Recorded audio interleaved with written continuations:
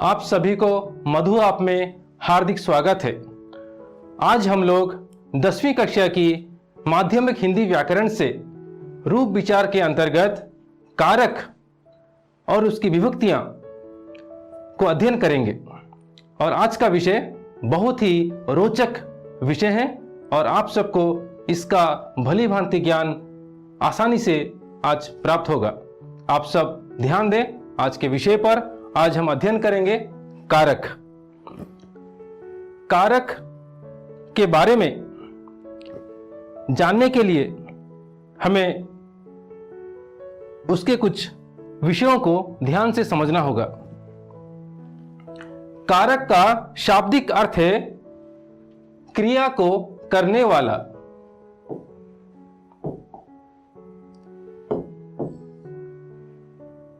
क्रिया को करने वाला अर्थात जो क्रिया को करता है उसे कारक कहते हैं। इस वाक्य को आप सब ध्यान से अनुमान कीजिए। मोहन बड़े भाई राकेश अपने घर कटोरे चावल लाकर पुण्य अपने हाथों भिखारी दिया।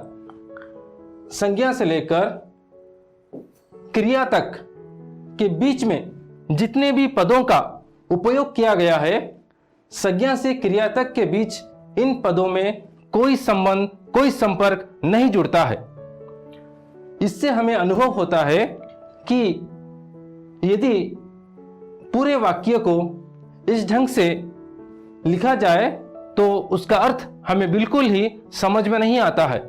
इसका कारण है एक दूसरे पदों के साथ कोई संबंध नहीं जुड़ता है।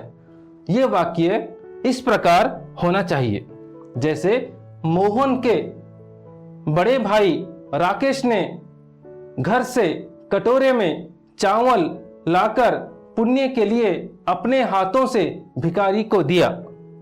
इस वाक्य में के, ने, से, में, के लिए, से, को, इन सब शब्दों ने संज्ञा से लेकर क्रिया तक के बीच प्रयोग होने वाले सारे पदों के बीच संबंध को स्थापित करते हैं।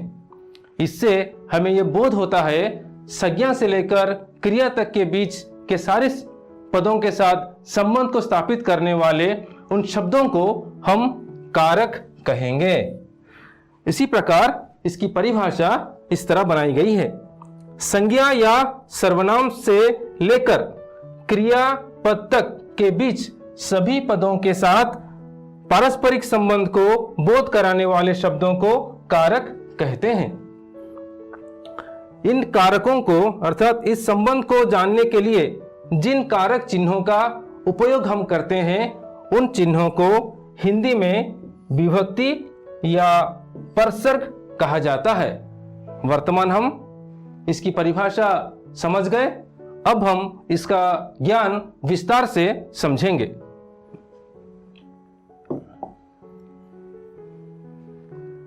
अब इस आरेख को आप सब ध्यान दीजिए। यह आरेख बहुत ही महत्वपूर्ण है। जब भी इस आरेख को हम देखेंगे हमेशा कारक का पूरा ज्ञान इस आरेख से प्राप्त हो जाएगा। जैसे कारक को 8 प्रकारों में विभाजित किया गया है। इसका पहला प्रकार है कर्ता कारक, दूसरा कर्म कारक, तीसरा करण कारक, चौथा संप्रदान कारक, पांचवा अपादान कारक, छठा संबंध कारक, सातवां अधिकरण कारक और आठवां संबोधन कारक। इस 8 कारकों को समझने के लिए इसके अलग अलग विभक्तियां या परसर्गों का उपयोग भी किया जाता है। जैसे कर्ता कारक का परसर्ग या विभक्ति चिन्ह है ने, कर्म कारक का विभक्ति चिन्ह है को, करण कारक का विभक्ति चिन्ह या परसर्ग है से, संप्रदान कारक का विभक्ति चिन्ह या परसर्ग है को के लिए और अपादान कारक का विभक्ति चिन्ह है से, संबंध कारक का विभक्ति चिन्ह है का के की, अधिकरण कारक का विभक्ति चिन्ह है में और पर।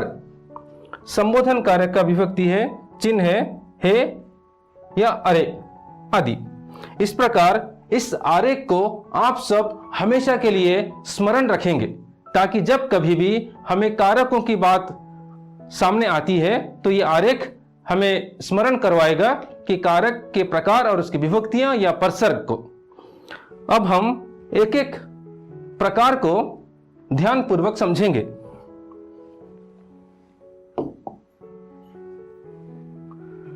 कारक का पहला भेद है कर्ता कारक। अब सब ध्यान दें इस चित्र को।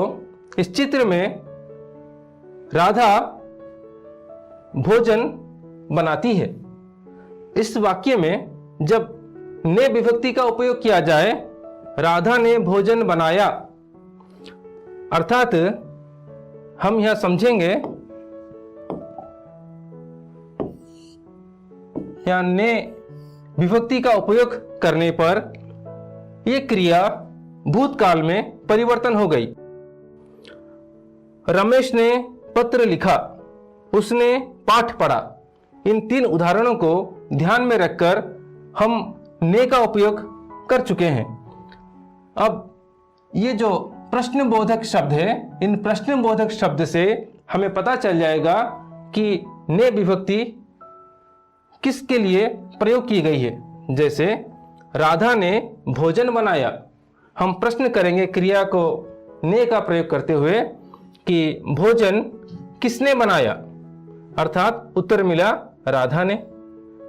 अब इससे यह बोध होगा कि ये कर्ता कारक है। वैसे रमेश ने पत्र लिखा, हम प्रश्न करेंगे किसने पत्र लिखा, उत्तर मिला रमेश ने, अर्थात ने एक कर्ता कारक है। उसने पाठ पढ़ा, हम प्रश्न करेंगे किसने पाठ पढ़ा, उत्तर मिला उसने, एक सर्वनाम है। तो इससे पता चला कि ने विभक्ति का प्रयोग करने पर यह कर्ता कारक का बोध होता है। जैसे कारक शब्द के जिस रूप से कार्य करने का बोध हो उसे हम कर्ता कारक कहते हैं। और हमेशा के लिए ने का प्रयोग करते समय ये याद रखिए, जब कभी भी हम ने का प्रयोग करेंगे तो हमेशा के लिए सारे वाक्य भूतकाल में परिवर्तन हो जाएंगे। इसलिए ये इसकी विशेषता है कि ने का प्रयोग हमेशा भूतकाल में होता है। अब हम इसका दूसरा भेद जानेंगे। कारक का ये दूसरा भेद है कर्म कारक। कर्म कारक की विभक्ति है को। और इस चित्र को आप सब ध्यान से देखिए। कर्म कारक को समझने के लिए हम इस चित्र के माध्यम से समझेंगे। जैसे राम ने रावण को तीर मारा, हम यहां प्रश्नबोधक शब्द से कर्म कारक को पहचानेंगे। जैसे राम ने रावण को तीर मारा, राम ने किसको तीर मारा, तो उत्तर में प्राप्त होने वाला शब्द हमें कर्म कारक का बोध कराता है।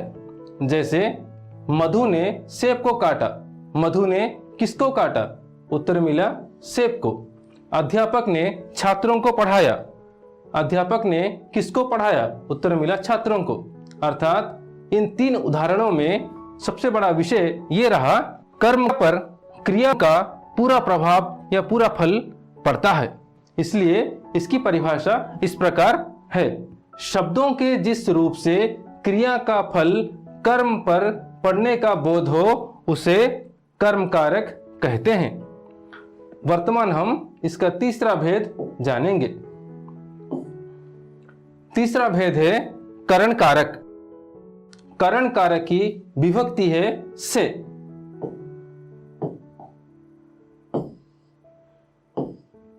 और से विभक्ति का अर्थ है के द्वारा या के माध्यम से।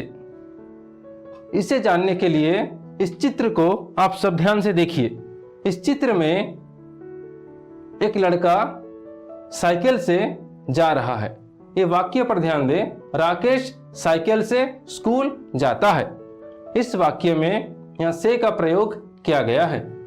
अब हम किसके माध्यम आदि लगाकर प्रश्न पूछकर हम सटीक उत्तर भी जान सकते हैं। जैसे राकेश साइकिल से स्कूल जाता है, राकेश किसके माध्यम से स्कूल जाता है? उत्तर मिला साइकिल से। अर्थात से इसका विभक्ति चिन्ह है या परसर्ग है।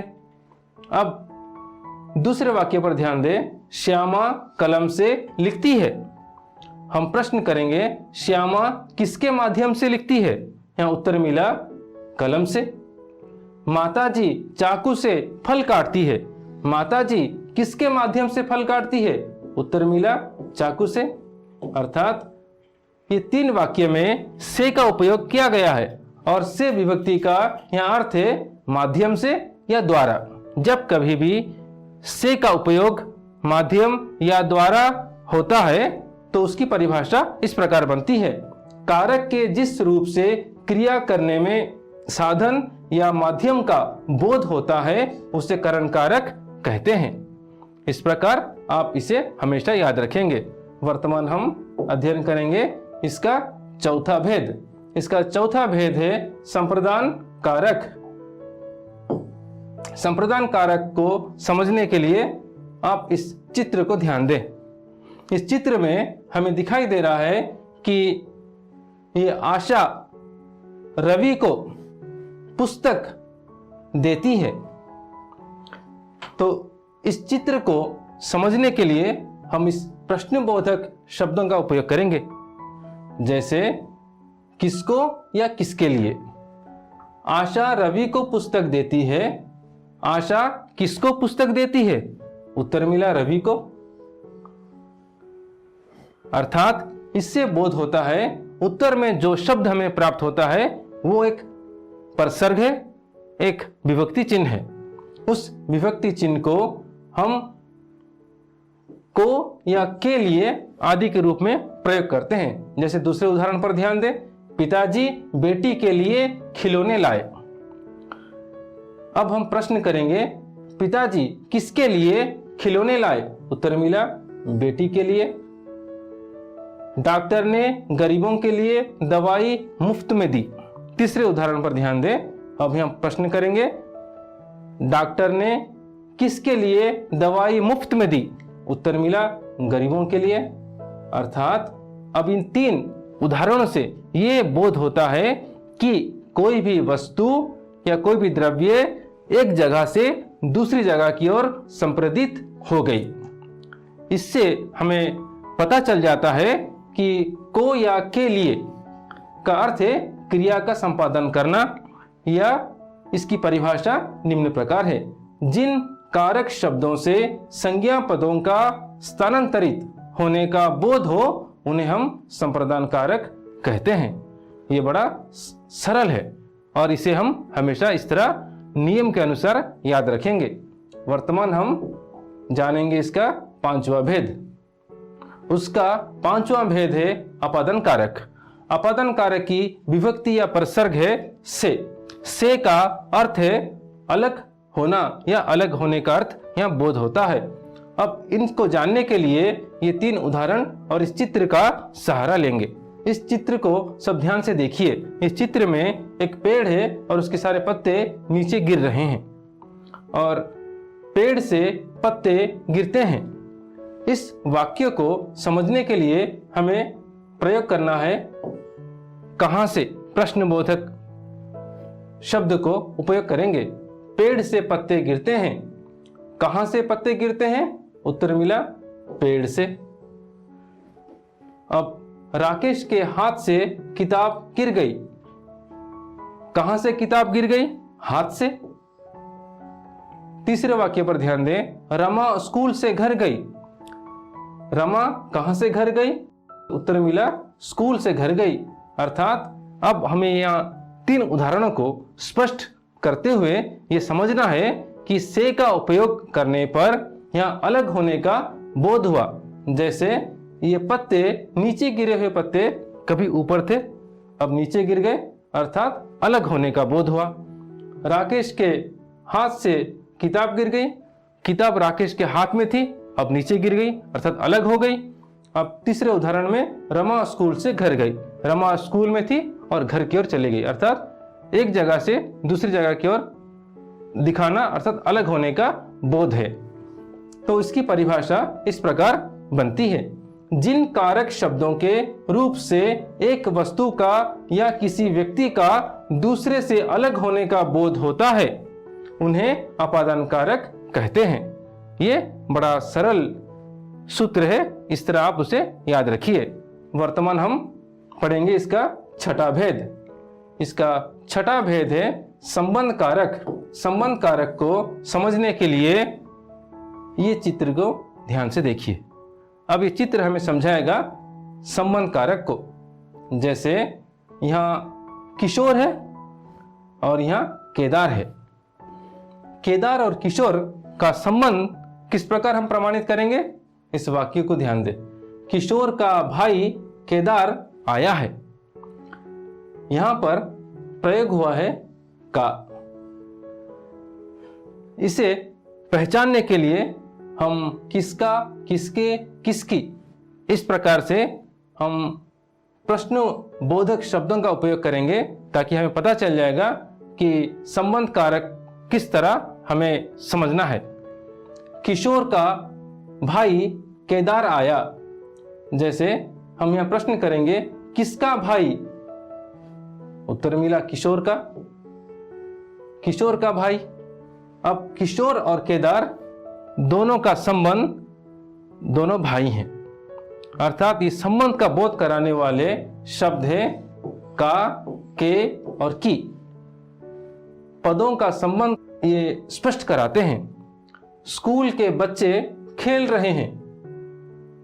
जैसे किसके बच्चे खेल रहे हैं, स्कूल के बच्चे। यहाँ बच्चों का संबंध स्कूल के साथ है। वो सुरेश की बहन है। यहाँ वो किसकी बहन है, सुरेश की। अर्थात यहाँ ये बोध हुआ कि जो वह लड़की है वो सुरेश की बहन है। का, के, की का काम है संबंध का बोध कराना। इसी अनुसार इसकी परिभाषा जिन कारक शब्दों से संज्ञा या सर्वनामों का परस्पर संबंधों का बोध होता है उन्हें संबंध कारक कहते हैं। इस प्रकार आप इसे स्मरण रखिए। अब हम अध्ययन करेंगे इसका सातवां भेद। इसका सातवां भेद है अधिकरण कारक। अधिकरण कारक को जानने के लिए 3 उदाहरण और चित्र को ध्यान दें। इस चित्र में हमें एक गिलास में पानी रखा हुआ दिखाई दे रहा है। गिलास में पानी है। आप इसे समझने के लिए ध्यान दें। हम प्रश्न पूछेंगे कहां लगाकर, क्रिया के साथ कहां लगाकर प्रश्न पूछेंगे। गिलास में पानी है, कहां पानी है, उत्तर मिला गिलास में।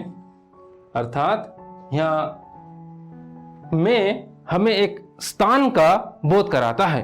जैसे गिलास रूपी एक पात्र के स्थान में पानी मौजूद रखा गया है। माताजी रसोई घर में हैं। माताजी कहाँ है, रसोई घर में। रसोई घर भी एक स्थान का ही बोध कराता है।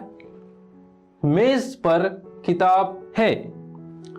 कहाँ किताब है, उत्तर मिला मेज पर। अर्थात में और पर ये दोनों हमें स्थान का बोध कराते हैं। और जो कारक शब्द स्थान का बोध कराते हैं, जिन कारक शब्दों से स्थान या जगह का बोध होता है उन्हें हम अधिकरण कारक कहते हैं। अधिकरण कारक बहुत ही सरल और सहज है। इसका परसर्ग में और पर है। वर्तमान हम पढ़ेंगे इसका अंतिम 8वां भेद। वो है संबोधन कारक। संबोधन कारक एक ऐसा भेद है जिसका उपयोग हमेशा वाक्य के पहले होता है। संबोधन कहने पर हम ये समझेंगे किसी का ध्यान अपनी ओर आकर्षित करना या किसी को पुकारना या किसी को बुलाना। इस तरह से संबोधन किया जाता है। अब इसे समझने के लिए इस चित्र में एक लड़के को नीचे गिरा हुआ ध्यान से देखिए और समझिए। जैसे ये नीचे गिर गया है, वाक्य इस तरह से है, अरे वो गिर गया, अरे वो गिर गया। तो इससे हमें किसी को पुकारने का, आश्चर्य होने का आदि बोध होता है। तो इसे समझने के लिए हमें जैसे यहां प्रयोग किया गया, अरे वो गिर गया। ओ जी सुनिए, ओ जी सुनिए, अर्थात किसी को बुलाना, किसी को पुकारना। हे भगवान मेरी रक्षा करो, हे भगवान मेरी रक्षा करो। इससे हमें इन 3 उदाहरणों से हमें बोध होता है कि हम किसी को पुकार रहे हैं, किसी को बुला रहे हैं, किसी से हम अपनी बात को कह रहे हैं। तो अरे, ओ जी, हे आदि इसके कारक चिन्ह हैं और इसकी परिभाषा इस प्रकार है। जिन कारक शब्दों से किसी को पुकारने या बुलाने का बोध होता है उन्हें हम संबोधन कारक कहते हैं। इस प्रकार कारक के 8 भेद हैं। इन 8 भेदों को हम भली भांति रूप से उदाहरणों सहित अब समझ चुके हैं। अब हम जानेंगे कि हमने जितना पढ़ा उस पर आधारित एक आध प्रश्न है, हम उसके उत्तर भी बनाएंगे। अब प्रश्न ये पूछे गए हैं कि निम्नलिखित वाक्यों में रेखांकित कारकों के नाम बताइए। जिन कारकों के नीचे रेखा खींची गई है उसके नाम आप बताइए। जैसे अध्यापक ने छात्रों को पढ़ाया। अब यह रेखा खींची हुई है को के नीचे। अब ये को विभक्ति या परसर्ग किस कारक का है? अध्यापक ने छात्रों को पढ़ाया। ये को विभक्ति है। जब कर्म पर क्रिया का प्रभाव पड़ता है तब उसे हम कर्म कारक कहते हैं।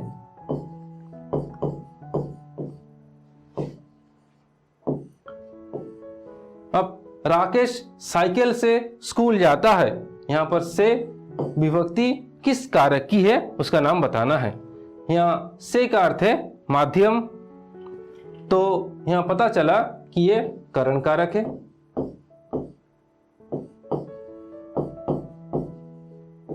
अब तीसरे प्रश्न पर ध्यान दें। पिताजी ने बेटी के लिए खिलौने लाए। यहां के लिए के नीचे रेखा खींची गई है।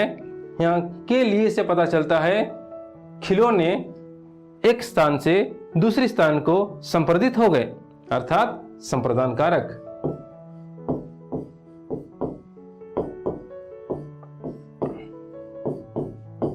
अब अंतिम प्रश्न पर ध्यान दें। रमेश ने पत्र लिखा। सबसे सरल प्रश्न। जब भी ने का उपयोग होता है उसे हम कर्ता कारक कहते हैं।